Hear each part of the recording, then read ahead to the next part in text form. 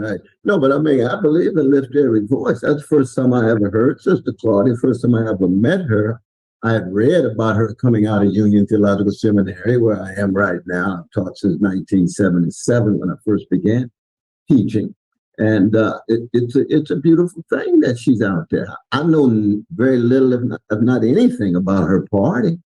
I didn't know about her too much until she became a candidate. And I tried to do the research and so on. But we have a cacophony of voices, just like we had that night. You know, it was beautiful to have the variety of different voices there. Very much so. But there's a lot of other socialist parties that are also running that I don't know anything about, and I'm always open for dialogue and so forth.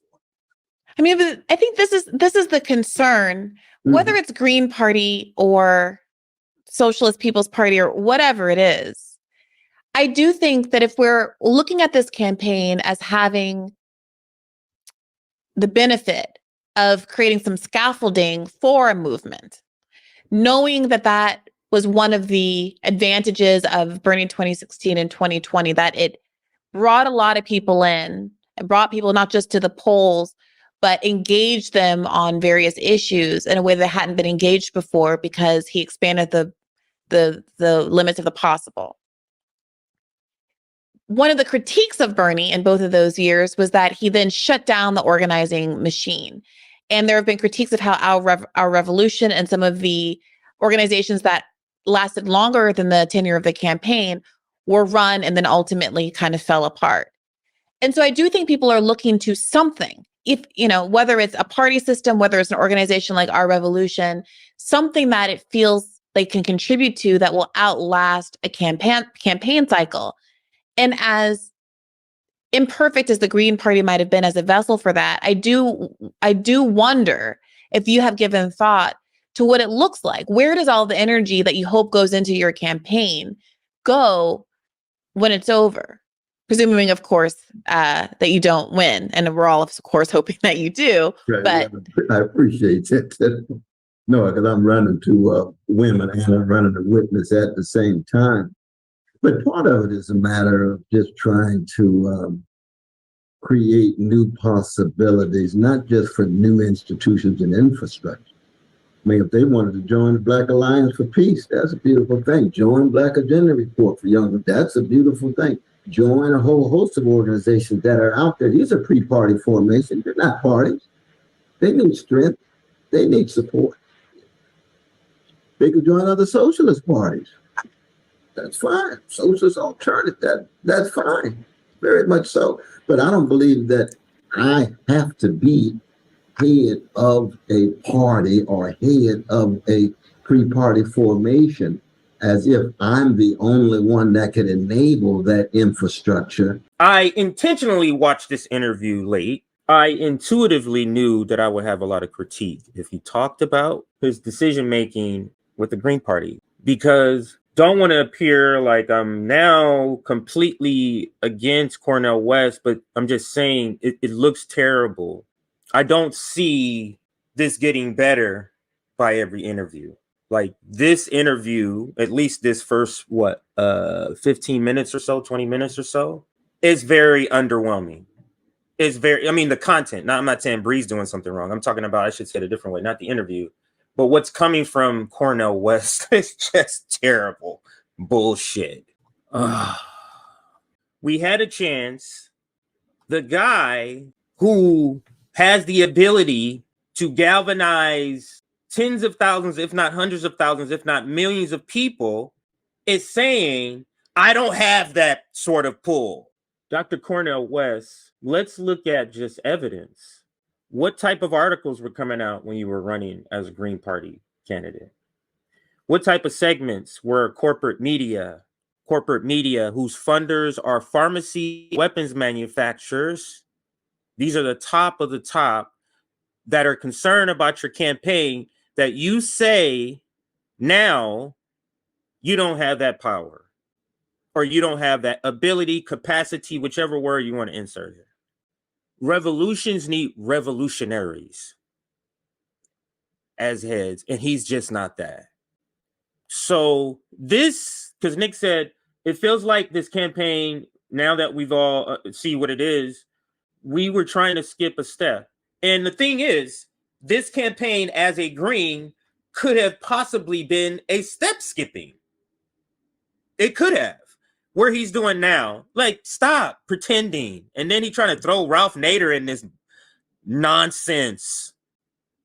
Yeah, my other professional managerial class people who also wouldn't have the guts to do this shit, they're telling me not to do it. What does that prove?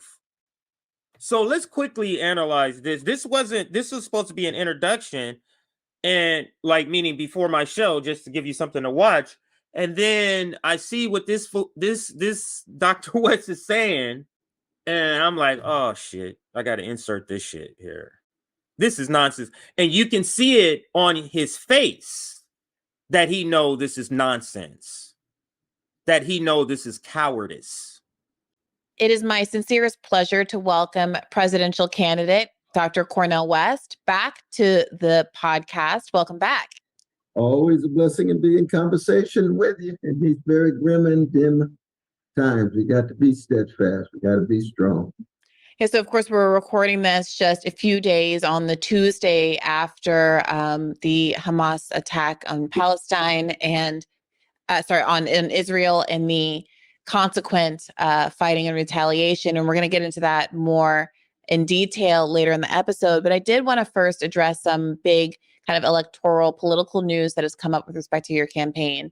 Since we last spoke, you've made the decision to no longer run on the Green Party ballot line, but to run as an independent. You recently did an excellent interview with Sabby Sab, so I don't want to rehash too much of it there, but I did want to pick up on this thing that you told her about why you're choosing to run no longer as a Green.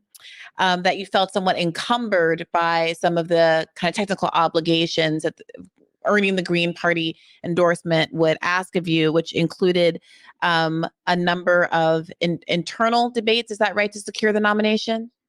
Absolutely. Among the Green Party presidential candidates themselves. So as we listen to this, I'm going to write down. Actually, I'm just going to get a piece of pen and paper. This is just for production value. I'm not going to actually write. I'm going to say it. But because now I'm thinking like I'm really hyped up. I'm not going to be able to write it.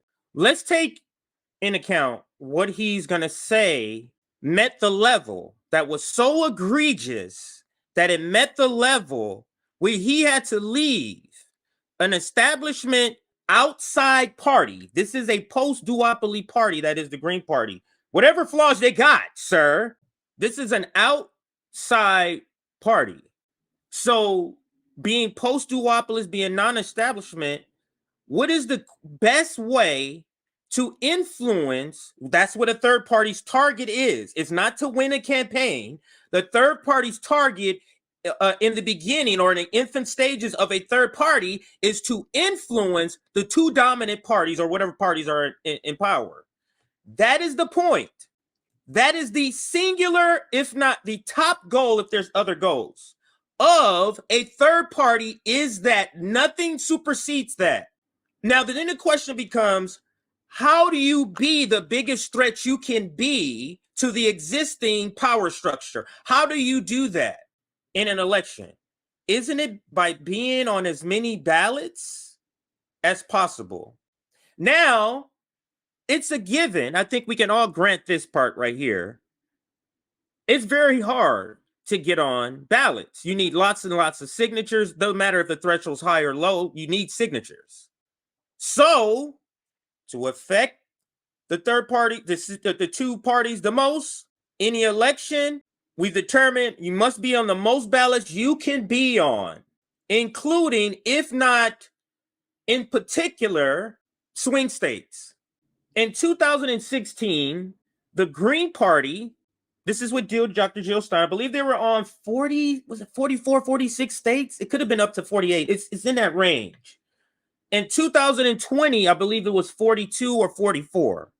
Name an independent candidate who got on that many states. One. And if you're able to do that, name a candidate. What if I were able to tell you if that candidate got on 45 states? What if I were able to tell you how about I just give you 20 states that you don't have to worry about getting signatures via the Green Party? I think they're at 18 or 20, something like that already. And then with the other hurdles, they can get on something like 35 to 38 other states, with another 6 to 8 states being write-ins. So with write-ins, he potentially on the Green Party exceeding 40 plus states, 20 of which you're being granted by the simple party structure of the Green Party. Again, if our goal is to affect the election, that's the framing of this conversation. And I believe you can see in his face, possibly because he already did an interview with Sabby, so he knew what was coming and he knew the perspective, and he knows the perspective. He heard it when he made the decision. So that's the framing. Now let's listen. As well as a number of different events that, quite understandably, is the case. So we're up to 2 things. He said he has to participate in debates. Isn't there a hashtag going around saying force a debate? He has to participate in debates. Isn't Marianne Williamson, RFK Jr. getting blocked out of the Democratic debates? He has to participate in debates and events. This seems like pretty standard right there so far. So let's listen. What else? Number of events you have to attend in order to be part and parcel of the process. That's right. And you said there were web seminars. I mean, I think one of the questions that people have is, having run initially. So Bree, being gracious person that she is, can see that he's struggling here. So let me help you out, even though I get the sense that she's not really for this decision. Like, she would not advocate for this if she had the chance. She said, oh, hold on. You said web seminars too. So web seminars, as if that's separate from events, but let's give them 3 things here. We're up to debates, events, and web seminars as the reason he decided to say, in those 20 states where I need thousands of signatures, I want to do that work instead of having it given to me. These are the reasons. So let's continue. Having announced initially running with the Movement for People's Party and then pivoting to Green, there was this question of, well, I understand the choice, but what kind of thought process was going into this a priori that got you in a situation where you couldn't have anticipated some of the backlash around MPP? And I think now some people might be wondering. So what she's bringing up here, and why Bree is good at this, Sabby is just like this too, the same radical shit that Nick and I would ask completely differently, they are able, with their vocabulary, to ask the same question, essentially. And that's what she's asking. What did we say here on RBN? Or at least I'll say I said it. This seems to be, his political instinct seems to be very suspect. She's bringing up his political instincts without saying those words. It was questioned, like, why the hell did you even start with the People's Party? Do you not have your ears open about basic shit that's happening politically? That's what she's asking, but just in a more professional managerial class, palatable to your ear way. When you talked about running on the Green Party ticket, didn't you anticipate that this was going to be a nomination process? And what has changed between then and that decision making, and now where you no longer feel like you have the bandwidth to jump through the internal hoops that are required to run as a Green Party candidate? Translation, nigga, you knew this shit up front. You knew this already. You see how she asked it and see how we would ask it here? You knew that already when you made the switch, sir. And let's say you didn't. You being from Harvard, being very educated, you could make an educated guess that would be the case. Well, one, what I understand, the Green Party itself has never had that many debates internally when it came to presidential candidates. So they themselves have escalated. So we using escalated now, like it's a war term, huh? So the Green Party went from 10 debates, 17. They've added 7 more debates. Where is the problem? Now, let's think about it from a party operations, a party perspective. We are the Green, put our Green Party hats on. Ask the question. Now, why would the Green Party have more debates when they see a person like Cornel West? If I'm the Green Party and we have the potential of an influx of tens of thousands of new people registered to our party because of this particular candidate who has the ability to draw that amount of people to this party, I'm adding some motherfucking debates. That's what I'm doing. Seems very logical to me. And, understandably so, that's the way they want to be able to proceed. But secondly, there's also the issue of when you have limited time, limited resources, that if you want to go straight to the people. Another thing, they added more debates. Are we not living in a time where we have unprecedented shit going on? We are living in a time right now where more debates is actually what we should be doing. Let's continue. As opposed to internal party activities and events and so forth. You do have to make a choice. And there's the pros and cons. Brother Peter brought me the pros and he brought me the cons, and I made the decision. But did you hear that? Did you hear that? I'm gonna rewind it. See if you catch what I catch. That if you want to go straight to the people, as opposed to internal party activities and events and so forth, you do have to make a choice. And there's the pros and cons. Brother Peter brought me the pros and he brought me the cons, and I made the decision. But there's a number of... Brother Peter brought him the pros and the cons. The Peter Daou effect. Now, if you're a person like me who believe that Peter Daou is an absolute infiltrator, how would you arrange those pros and cons? And if you watch the interview Bree does with Peter, you can see the very, very he doesn't have the ability to mask his very car salesman sort of personality. He doesn't have the ability to mask that. Could you imagine that conversation? Peter walks in with the pros and cons. I would love to see that. If Dr. Cornel West looks at a list of pros and cons, again, this is so what my critique, one of my critiques from the beginning, even when he was running as a Green, even maybe People's Party, has been Dr. Cornel West doesn't seem to be engaged more than a surface level in this shit.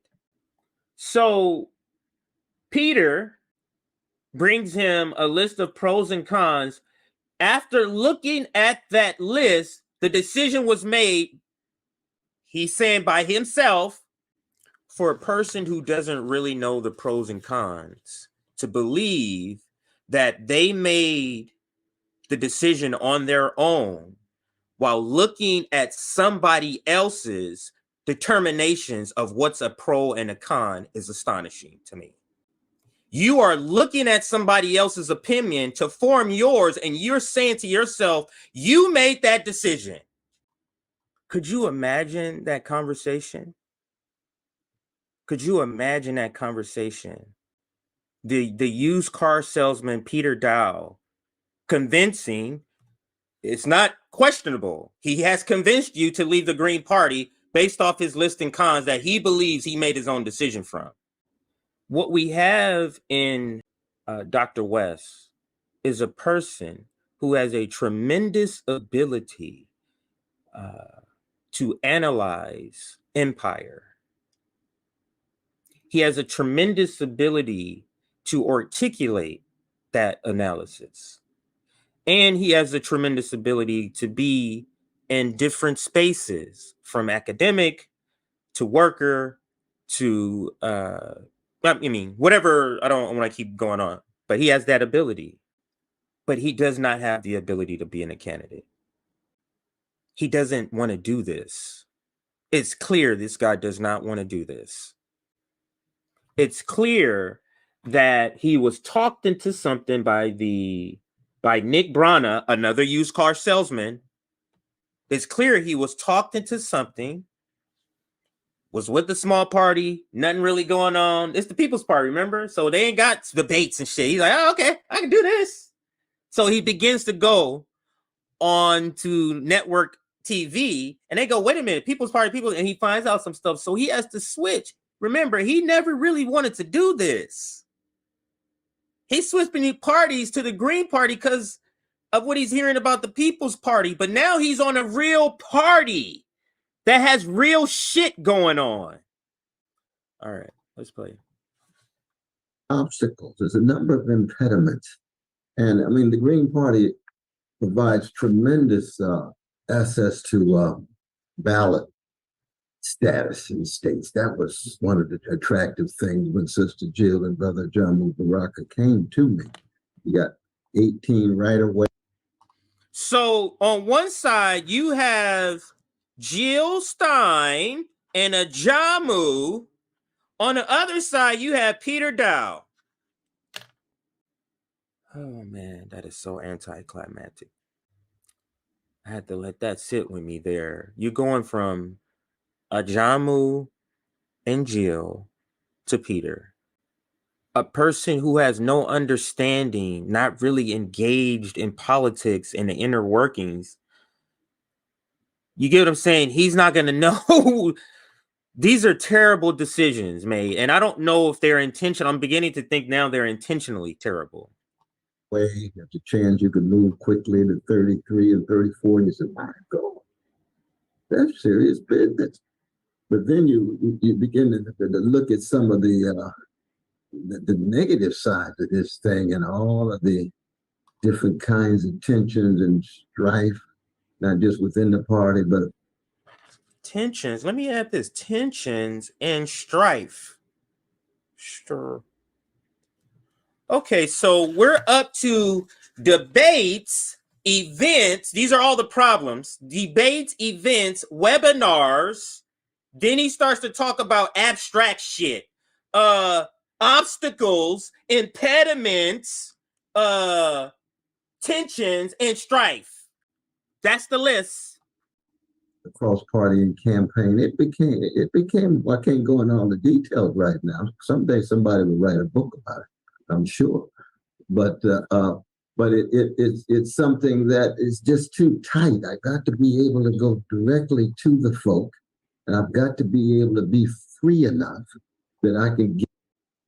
Cornel West tells us, or he's been telling us this entire time, this is what's going to happen.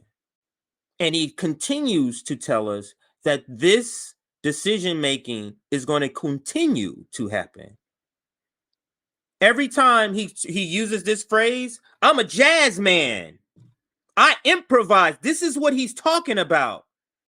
I stumble from bad decision to other bad decision, and I call that improvising. And he's describing, I can't be locked in. Me having to go to dates and shit, that's locked in. This is a person, this feels claustrophobic to him. Get me going to events and campaign events and shit like I'm really running for president? This is not improvisation. Because it's misleading to call this improvising. Because in music, I play the trumpet. In music, although you're improvising, you're improvising in a structure. There's still the structure that you're still improvising in. And that's what's lacking here. So let's continue with this. get to the precious masses. And we don't have a mass-based left-wing party in America. The left is weak. You know how people the left is, not just presently, but historically has been. See? And so that on the one hand, you do have that ballot access, which is nice, but you still don't have a mass-based party. And therefore, Did he just say he doesn't have a mass-based party? Did he just say that? About the Green Party? And Dr. West, what mass-based party did you move to, Dr. West? What mass-based movement, if you don't want to say party, did you move to, Dr. West? And why isn't the calculus, there isn't a mass-based movement in the Green Party, and that's the fucking reason I'm running? Why isn't that the response? Why isn't that the response? Why isn't the response to make shit better instead of I'm out of here?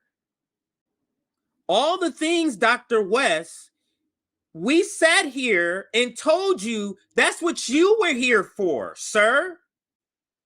The interviews you were here on RBN with Nick and I, we told you that's what we believe your campaign was here for. Is to make the Green Party into the things that you speak of right now. Let's continue. Doing and focusing on a whole host of things that the Green Party historically has never really been preoccupied with. And I can understand that, but that's who I am.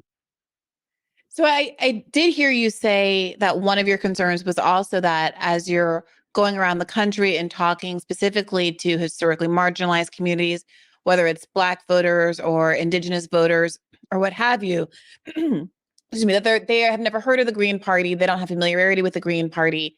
And so the value of that association has come into question.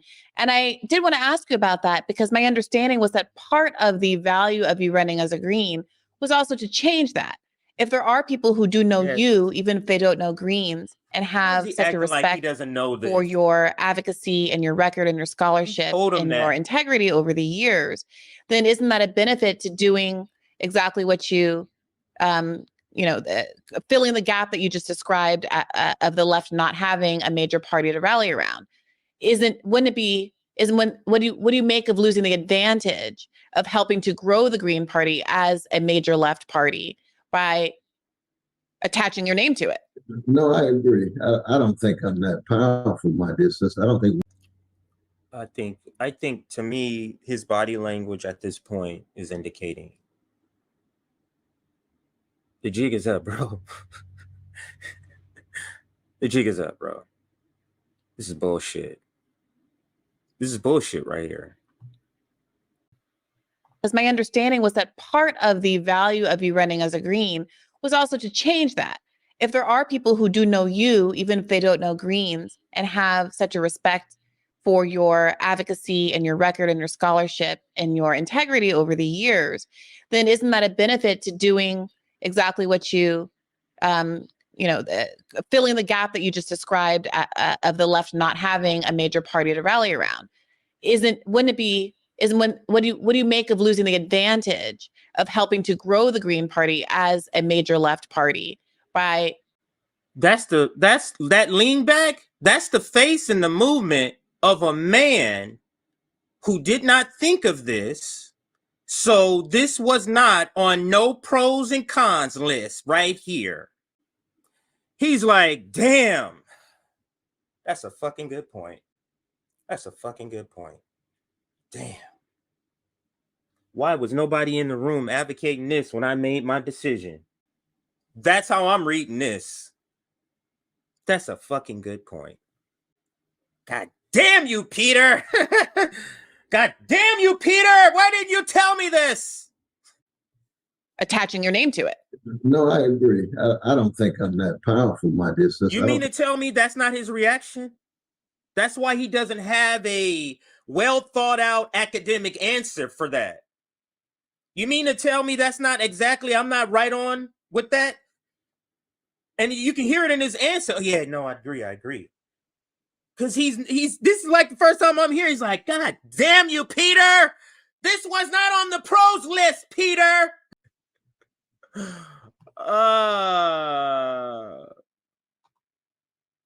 We're gonna listen to this. I mean, this is a realization. You can hear it in you see it in his reaction, but then you hear it in the words that he selects to use here. Let's listen again. I'm gonna make sure I have it backed up far enough to hear the entire thing here. Let me make sure. A major left party by attaching your name to it. No, I agree. I don't think I'm not. No, I agree. Discovering things. Like, I watch shit and then I'll watch it again. I'll discover something else. I'm like, man, I didn't notice that. And I didn't notice this. That word that was inserted there. No, I agree. This is a reason why all he has is, I don't think I'm that powerful. That powerful, my distance. I don't think one individual can really change the whole image and practice of a whole party. And one black man certainly can't do it with the Green Party as it's presently constituted. You can't do it as it's presently constituted. Then we now go back to the question. You see how it's a circular thing? You keep referring to the present state of the Green Party, but the question that Bree has is, you're there to make that change, sir. Let me put it that way. And you've had Ajamu Baraka and others who are highly significant and visible people. We love Ajamu. Ajamu's politics more aligned with RBN than Cornel West's politics. Ajamu does not have the national stature that Cornel West has. So let's stop it. Now we're just saying shit. Don't translate your admiration or how great of a person, how great of a thinker, how great of a political political analysis, Ajamu, don't translate that into popularity. Within the black left, that's been part of the party. Bruce Dixon, who I love, who's part of Black Agenda Report, and others that still weren't able to bring large numbers of black folk into the Green Party. There's a reason. This is a person, he's willing, this is willful ignorance here. He's willfully ignoring his national image. That's what this is called here. For that we won't get into right now. So I don't really think that my presence would have been one that would focus on the expansion of the Green Party. No, I want masses of folk to become part of a larger movement of which the Green Party is a moment, a part. And what are you saying that's contradictory? What are you saying?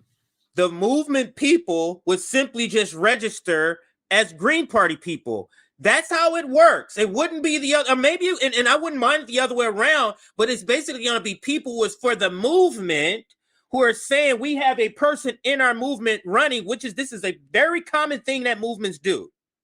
We have a person in our movement running, let's go vote for that person. So he's pretending as if they're not one and the same. Like as if growing a movement or establishing or building a movement is not one and the same as growing the Green Party. That's one and the same, Dr. West. Party. Now, the counter argument against that, I understand that Brother Ajamu and others were saying, well, at least you had the possibility of being a people-centered, party-driven campaign. I think I can be people-centered without the party. He thinks you have to have a party to be people-centered. I don't believe that. Now, he would argue the aftermath means at least the Green Party is still around. The Green Party has been around since 1991. Where is it now? Why is it unable to be? What does that have to do with anything? Your critique of it, you are the answer for your critique, Dr. Cornel West. The assessment is made about the Green Party. That's why you're here. And we told you this. Nick and I sat here. I sat in this room and told you this in several interviews. Be able to create the kind of infrastructure and institution that can sustain itself over time. I tell you, when I first talked to Ralph Nader, now he's trying to bring in some other people into this nonsense. Now he's trying to bring in some other people to this nonsense. Let me get my fellow professional managerial class people a little mud on them too. Come over here, friends. Don't let me go through this by myself. So, what did Ralph Nader, aka the newly Democratic shield, say, Dr. Cornel West? And then please, and I talked about it, Chris Hedges. Chris Hedges said that I think the Green Party would be better, but Ralph. Chris Hedges said the Green Party would be better. But let's lean on the guy who's advocating for voting for Joe Biden, though. Let's do that.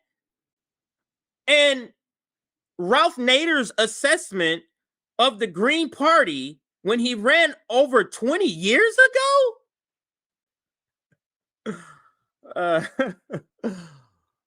Oh, man. This is some bullshit. So I got through 7 minutes. Let's make it 8 minutes, and we're gonna close this. Ralph has already told me that it's going to be a major challenge. When I talked about Daou coming out of the Black Panther Party, we had a wonderful conversation. You know, he lives in Ghana now, and he said, "Brother West," he said, "the Green Party is going to be a major impediment." I said, "No, I'm giving it a chance, and I'm a jazz man. I try it out. Sometimes try it." I'm a jazz man. Like I said, he's been telling us up front that these bad decisions were coming. He just calls it, I'm a jazz man. He's a terrible candidate. He's a terrible candidate. Because you can't just have the orator ability. That's what he does well. That's what's going to work most of the time on the stump. But we couldn't get there. So let's see what happened post November 2024. Let's see what this Cornel movement becomes. Yeah, I can end it here. I don't need to play anymore. We'll end it at 7:45. So if you haven't seen this, we've only covered 7 minutes and 45 seconds, 42 seconds of this. So, yeah, the thing is, I'm a terrible candidate too. Everybody's not everything. He's great at speaking. He's great at galvanizing people through his speaking and analysis. Great. He's not a candidate. He's not one.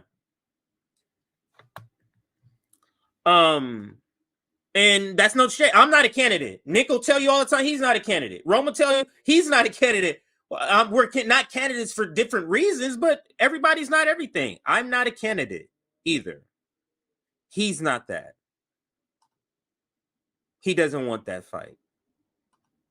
And I mean, why would he?